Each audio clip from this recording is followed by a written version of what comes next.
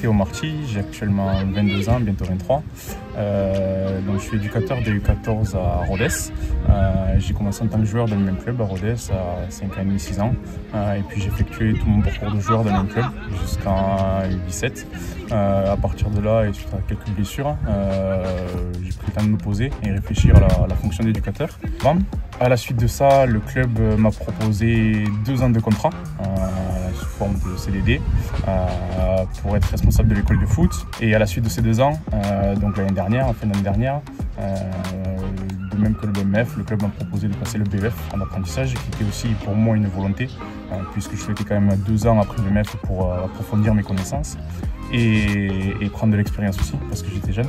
Et donc j'ai postulé en tant que BEF en apprentissage, et suite au test, j'ai été reçu à cette formation. Acquérir tout ce qui est aussi les notions de projet, qui est dans le BMF aussi, mais les approfondir sur piloter un projet, puisque ça a été aussi mes 2 ans de responsable d'école de foot, j'en ai effectué quelques-uns projets. Donc c'est les monter, les mettre en ordre et les présenter aussi aux dirigeants. Donc autant sur l'aspect administratif, on va dire, sur le montage de projets, etc., mais aussi sur le terrain, ce que j'ai trouvé de cette formation. Déjà, ma volonté, c'est continuer à être éducateur en tant que salarié si possible, parce que c'est vraiment ça ma volonté première, et d'où le fait aussi d'aller au BEF. Mais aussi, je pense que maintenant, dans tous les clubs, il faut s'appuyer sur différentes missions, qu'elles soient associatives, pour ramener des fonds et pouvoir pérenniser les emplois qu'il y a, ou qu'on peut créer peut-être par rapport à ça, avec différentes missions. Chacun, on est transformé dans notre fonction d'éducateur par ce qu'il nous a apporté, au travers de la manipulation des opposants, des consignes qu'on peut mettre, tous ces éléments, mais aussi les variables pédagogiques qu'on peut mettre en place sur un certain procédé. Tout ça, on l'a vu sur les 5 semaines maintenant, et ça nous a permis d'évoluer en tant qu'éducateur, surtout les stagiaires. On a un maître d'apprentissage pour 6 stagiaires qui est en relation, si on le souhaite, permanente avec nous. On réalise des intercessions aussi sur différents thèmes. On a fait la causerie, ce qui peut nous amener aussi à d'échanger entre coéquipiers et avec eux aussi, d'avoir des avis, etc. Mais aussi mettre en place la fonction du tuteur, avec un tuteur par stagiaire, qui aussi, lui, à travers le club, ou qui est plutôt proche du stagiaire, qu'il a au contact au quotidien. Et c'est ce qui est vraiment important. Donc l'accompagnement est vraiment intéressant et vraiment bien. Ce matin, on vient de voir tout ce qui était l'aspect défensif, à travers le système de jeu, j'ai différentes choses, et on a fait des travaux de groupe. Et sur tout ce qui est préparation physique, là on est sur la force cette semaine avec une présentation jeudi. On a déjà un bon groupe où tous les formateurs ont réussi à tisser un lien entre nous, on s'entend très bien. Il y a beaucoup de collaboration, soit entre les semaines, soit dans la semaine de formation, à travers ce qu'on doit rendre, à travers ce qu'on doit faire, mais aussi sur les passages. On est solidaires entre nous, on s'aide sur les procédés à mettre en place, tout ça, on s'entraide. Et on se conseille aussi, en fonction de ceux qui ont joué ou ceux qui s'étaient sur le côté, on discute par rapport à ce qu'on a fait, qu'est-ce qu'on peut améliorer, qu'est-ce qui était bien, qu'est-ce qui était à garder.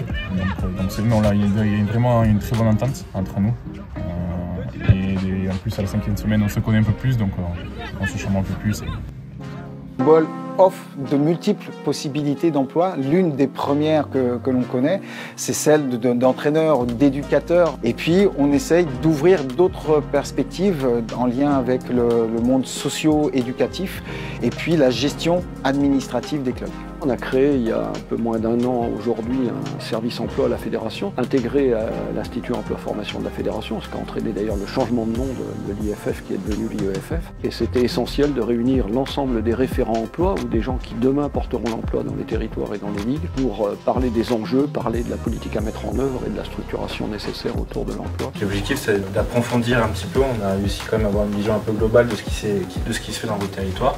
Maintenant, à nous, tous ensemble, de mettre cela en harmonie pour vraiment appliquer cette stratégie emploi-formation et qu'on obtienne les résultats attendus et qui ont été affichés par Daniel. Les enjeux de ce séminaire, c'est d'approfondir un petit peu les différents sujets que nous avons eus avec les ligues lors des visites que nous avons fait au mois de janvier. C'est tout d'abord comment on peut accompagner mieux les ligues dans la création de ces services emploi et comment on peut finalement aborder les différents dispositifs d'accompagnement à l'emploi vis-à-vis des clubs. Il y a deux grands enjeux. Le premier enjeu, c'est la structuration des clubs et l'accompagnement des bénévoles, en permettant de créer des emplois et de les pérenniser dans les clubs, bien évidemment. Et le deuxième enjeu, c'est l'employabilité de nos diplômés, c'est-à-dire des jeunes qui passent par le BMF ou le BEF. Pour créer un emploi au sein d'un club, la première des choses, c'est de se rapprocher de sa ligue et ou de son district afin de connaître l'ensemble des dispositifs ouverts afin d'accompagner le club. Alors les outils, c'est d'abord la formation, puis c'est tout l'accompagnement qu'on peut mettre en place, que ce soit un accompagnement financier, un accompagnement pour porter des projets, pour développer la fidélisation et la pérennisation des emplois dans les clubs. C'est un travail tripartite, donc le club au centre du projet, avec le district et avec la ligue. Nous, notre service conseil au club, on cherche à comprendre le projet du club et ensuite on cherche à connaître les pistes de pérennisation. Ils nous sollicitent pour des démarches d'accompagnement et notamment de financement, mais qui ne sont pas pérennes, qui sont vraiment que des leviers. Et on réfléchit déjà au financement après les différentes aides qui peuvent exister. Le séminaire, il est organisé en plusieurs temps avec des contenus à la fois descendants sur des données, sur des statistiques, sur des dispositifs d'accompagnement. Après, une partie sur le partage d'expériences. Nous avons déjà plusieurs ligues, territoires qui fonctionnent très bien sur l'emploi, qui vont nous partager comment ils fonctionnent. Et puis, troisième temps, c'est par des groupes de travail où les participants seront séparés en deux et vont pouvoir travailler sur des sujets bien précis, notamment sur le budget d'un club employeur, par exemple. Ce séminaire mis en place par l'IE2F a vraiment pour intérêt de structurer la démarche, je dirais, au niveau national. C'est un séminaire qui est essentiel pour échanger entre toutes les ligues et puis évidemment connaître la politique fédérale de l'emploi et pouvoir la reporter dans nos territoires et aider les clubs pour le développement du football de demain. L'objectif, c'est vraiment de simplifier la création de postes et d'accompagner. On retrouve l'ensemble de ces outils sur le site internet de l'Institut Emploi Formation du football, avec notamment les différentes étapes pour devenir employeur, des informations comme les coûts liés à l'emploi, les différents dispositifs d'aide, mais aussi surtout les coordonnées des différents référents régionaux.